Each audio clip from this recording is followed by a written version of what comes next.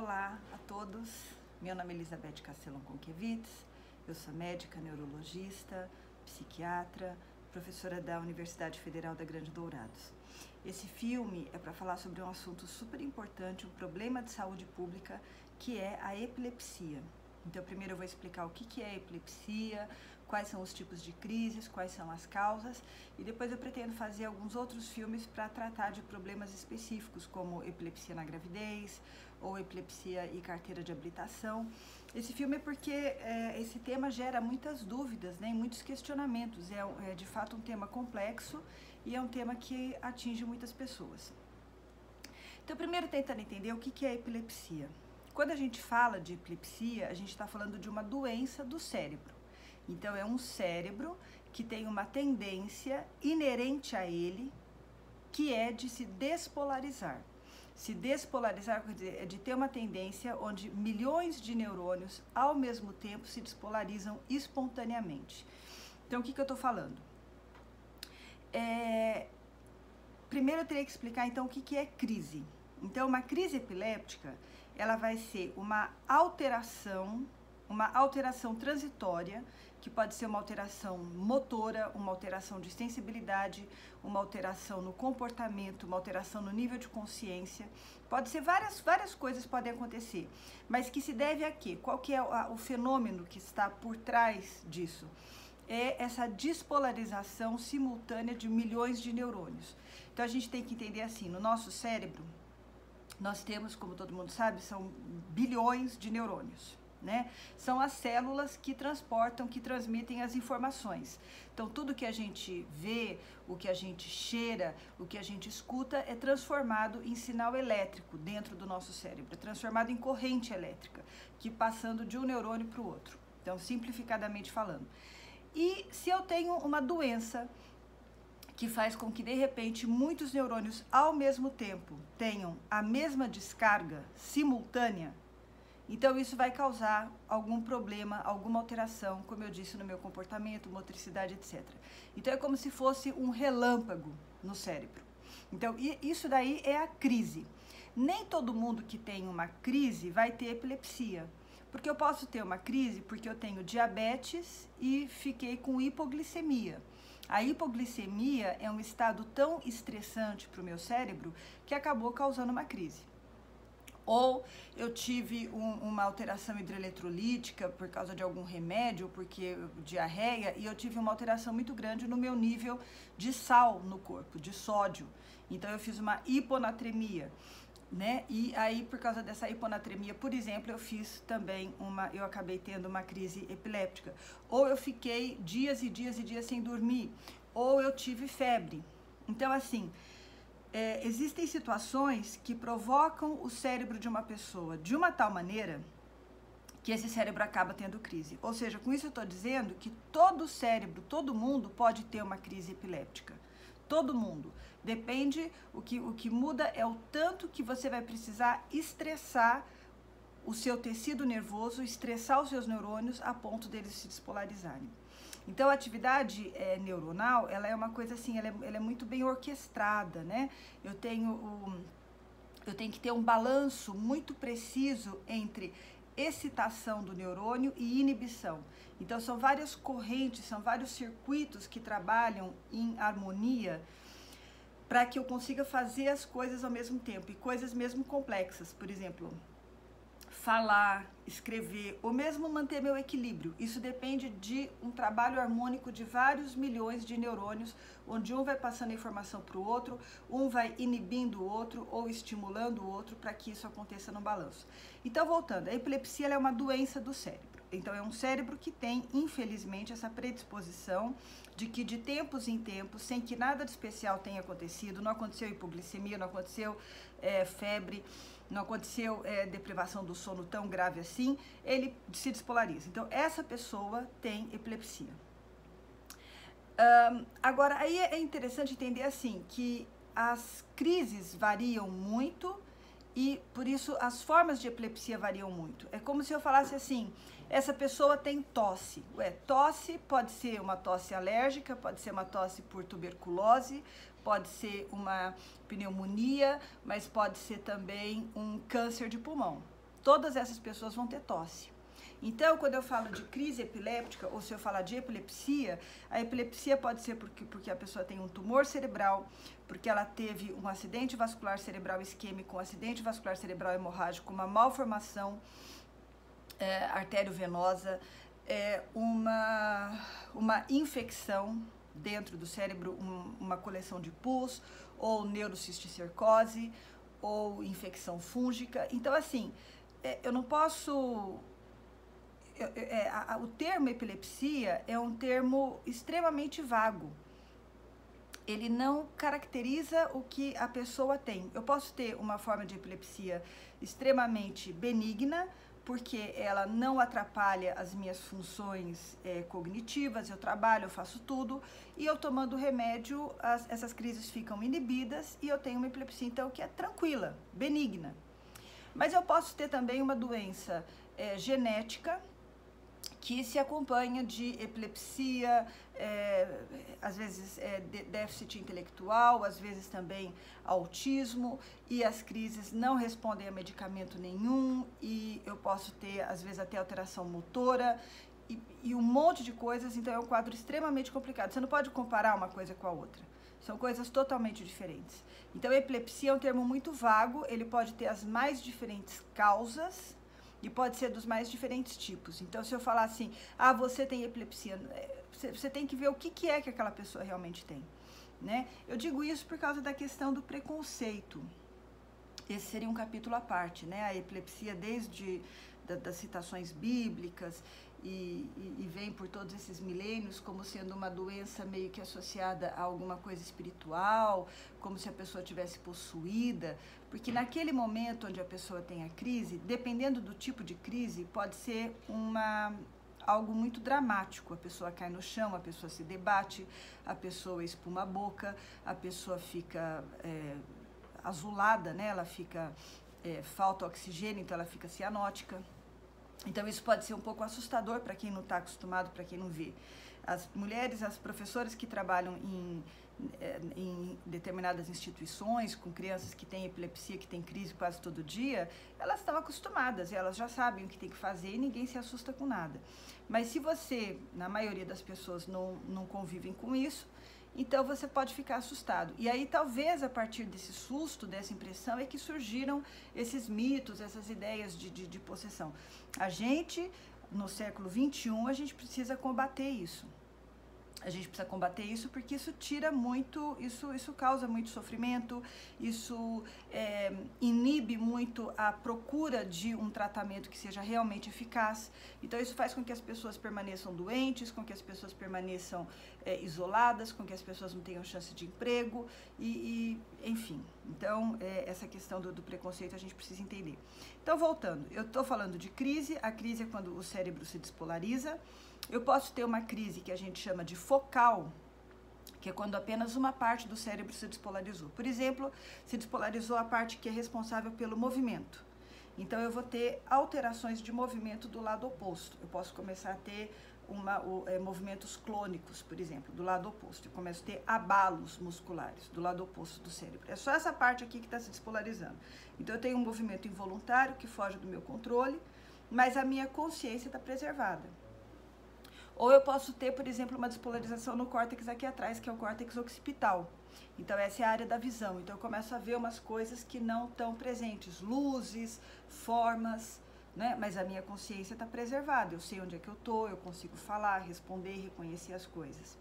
Eu posso ter também uma crise focal que acomete apenas a área aqui da minha sensibilidade. Então, eu começo a ter uma alteração de sensibilidade, um formigamento, uma coisa estranha na outra metade do corpo. Minha consciência permanece preservada. Eu posso ter um outro tipo de crise focal que é bastante comum, que a gente chama de epilepsia do lobo temporal, uma crise do lobo temporal. O lobo temporal, a parte interna dele, é uma parte que está muito associada ao comportamento e às funções neurovegetativas. Então, quando eu tenho uma despolarização dessa área, eu posso ter naquele momento alterações das minhas emoções, da minha percepção do meu comportamento e alterações neurovegetativas, que são aumento da pressão arterial, taquicardia, salivação, dilatação da pupila, ereção dos pelos. A alteração de comportamento, ela pode ser de eu ficar parada ou de eu sentir uma sensação de medo, ou eu tenho alterações perceptivas como parece que tudo já aconteceu, ou parece que isso nunca aconteceu, parece que as coisas estão meio estranhas, parece que eu não sou eu. Então essas alterações emocionais, alterações de percepção, alterações de comportamento, alterações neurovegetativas, alterações da responsividade, quer dizer, eu não respondo mais direito. A pessoa fala comigo, eu fico olhando, eu não consigo responder, eu tenho uma alteração de consciência. Isso seria típico dessa forma de epilepsia que é comum, que é a epilepsia do lobo temporal. E que também reforça essa questão desse mito de que a pessoa está sendo possuída, de que tem um espírito, porque ela fica meio que de fato fora, né, da realidade, como se estivesse sendo possuída, mas não tem nada a ver com isso. Então eu estou tentando descrever diferentes tipos de crises que vão depender da área do cérebro que está sendo despolarizada. Eu posso ter também o que a gente chama de epilepsia generalizada. Generalizada é quando ela acomete muito rapidamente os dois hemisférios. Então, os dois lados do cérebro se despolarizam. E aqui eu tenho perda de consciência. Eu tenho basicamente dois tipos. Eu tenho um tipo que é a epilepsia de ausência, onde eu perco a consciência, mas eu não perco o tônus muscular. Eu praticamente não tenho manifestação motora. Pode piscar um pouco o olho, mas a minha motricidade aqui permanece. Eu continuo sentada e eu fico parada por um tempo. Esse tempo que eu fiquei parada, eu perdi a consciência. E essa crise foi generalizada. Eu sei que ela é generalizada porque se eu fizer um eletroencefalograma, eu detecto naquele momento alterações dos dois hemisférios. Eu estou vendo que o lado direito e o lado esquerdo estão tendo as mesmas alterações. Mas eu posso ter a crise generalizada com manifestações motoras, onde eu não apenas perco a consciência, mas onde eu caio no chão. E aí a mais comum é a crise tônico-clônica generalizada.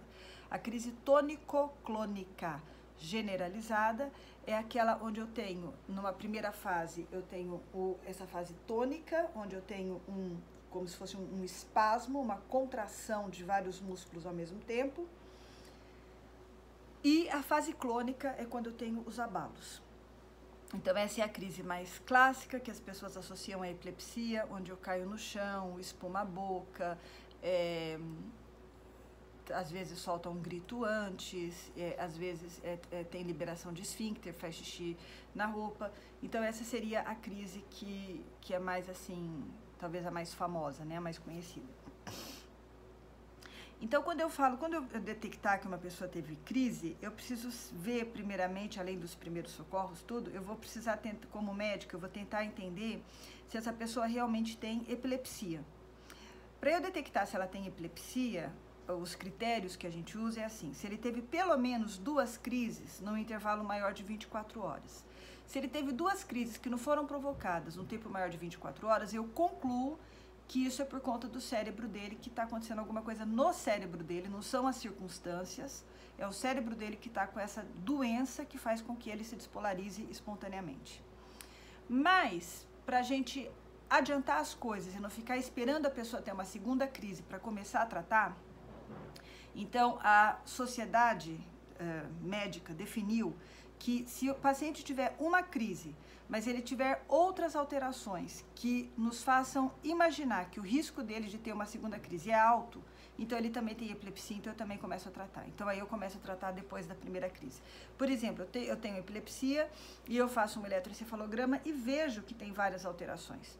Então eu não vou esperar se a pessoa tem uma segunda crise, que pode se associar a acidentes, a quedas, constrangimento. Não, eu já começo a tratar a primeira crise porque eu sei, por causa dessas alterações do eletroencefalograma, eu sei que muito provavelmente ele vai ter uma segunda crise.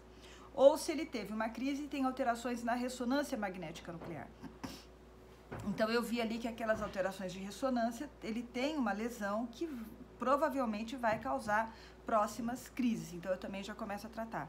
É diferente daquele que teve uma crise, como eu já disse no início do filme, e estava com hipoglicemia, um paciente diabético, recentemente diagnosticado com diabetes, não está sabendo se cuidar direito e por algum motivo ele ficou com uma glicemia de 30 e aí ele teve uma crise. Bem, então esse paciente não tem epilepsia, o problema não está no cérebro dele, o problema está no diabetes que não foi controlado.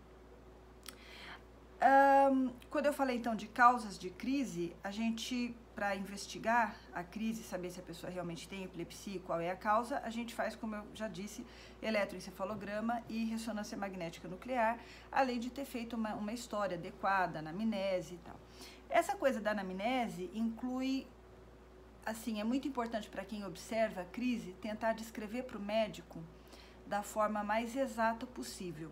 E mesmo um médico de pronto-socorro que observou a crise, tentar descrever também da forma mais exata possível, sem tentar classificar. Então eu digo, olha, o paciente primeiro ele teve uma torção do pescoço para o lado direito, em seguida ele teve um desvio dos olhos também para o lado direito, aí ele fez isso, depois ele fez aquilo, aí ele teve uma postura distônica e tentar descrever para que aí então o médico especialista possa, da melhor forma possível, encaixar e entender que tipo de crise é esse, né? Porque dependendo do tipo de crise, eu vou estar usando medicamentos diferentes e eu vou ter também perspectivas diferentes, eu vou ter uma previsão diferente de como essa pessoa vai responder à medicação, quais são as outras complicações que ela possa ter.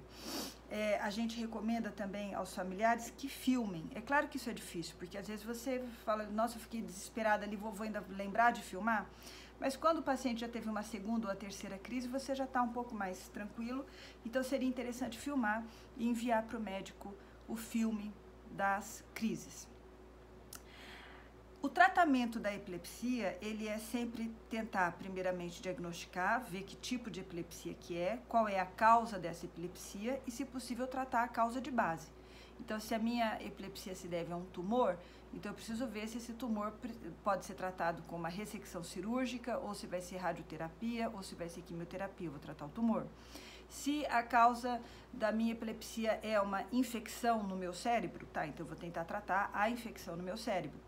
Tem coisas que não dá para tratar, por exemplo, se eu tenho neurocisticercose já na fase cicatricial, na fase onde eu só tenho as várias calcificações, não dá para tirar.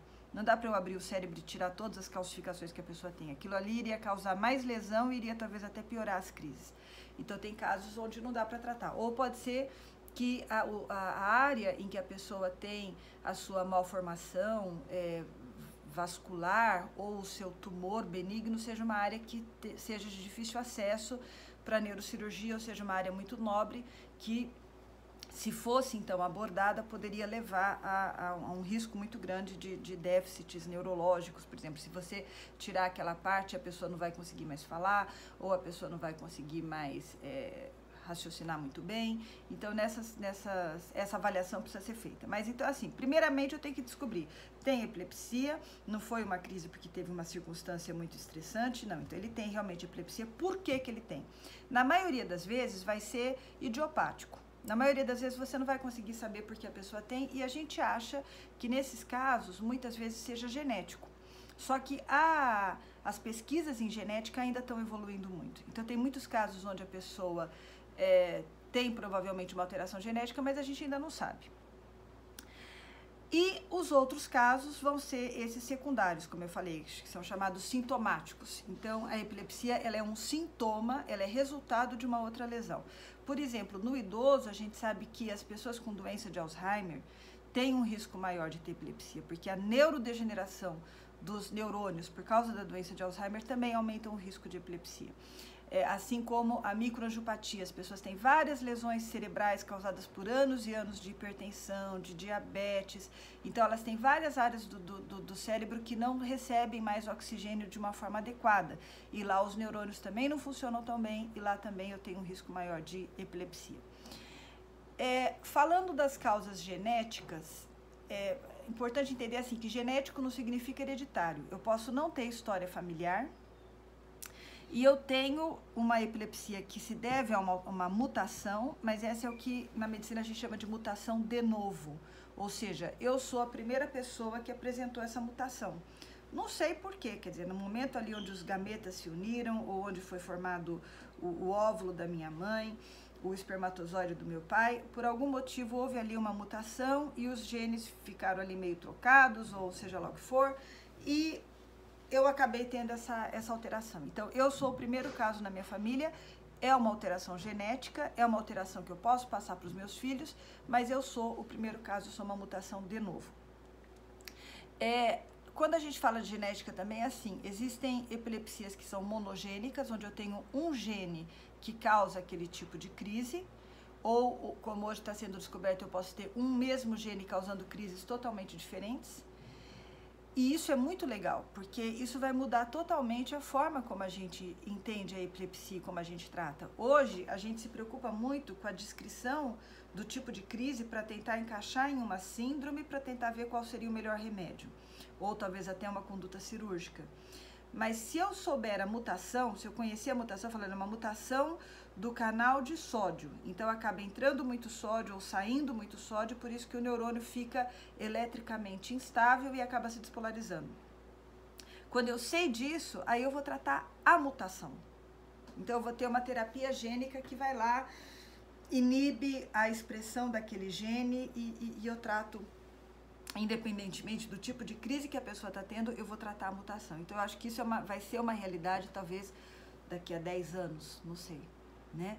Mas para mim é uma perspectiva assim muito positiva, porque vai tirar a gente dessa coisa de se basear no tipo de sintoma, que acaba sendo uma classificação para mim muito vaga e muito grosseira ainda. Eu posso ter essa epilepsia monogênica, mas muitas vezes a epilepsia pode ser também poligênica, ou seja, ela é determinada por uma série de genes que se combinam e que por um azar fazem com que o meu cérebro tenha um risco pior, né, um risco maior de se despolarizar. Então aí nesse caso já cai por terra isso que eu acabei de falar, e já não daria, provavelmente não daria para fazer um tratamento diretamente genético, porque são vários genes que criaram essa tendência à despolarização. Então mais ou menos eu espero que eu tenha dado uma introdução, que não tenha sido muito confuso, sobre o que é epilepsia, a diferença entre epilepsia e crises epilépticas, como as crises podem ser diferentes, dependendo da área que é despolarizada, como as manifestações podem ser diferentes e como as causas de epilepsia também podem ser diferentes. O tratamento eu vou abordar nos próximos filmes. Obrigada.